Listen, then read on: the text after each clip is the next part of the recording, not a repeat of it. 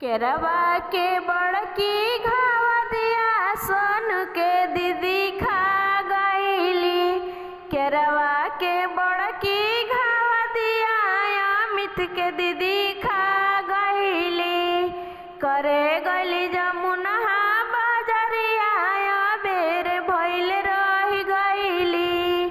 करे गली पंचदेवरी बजरिया बेर भइल रह गईली। रात भर किला ठकवाली सुबेर भइल चली आईली। रात भर चैला फरवाली सुबेर भइल चली आईली। गाना सुन के लाइक सब्सक्राइब जरूर करेला और बताई लो कि कैसन लागता हमार गाना।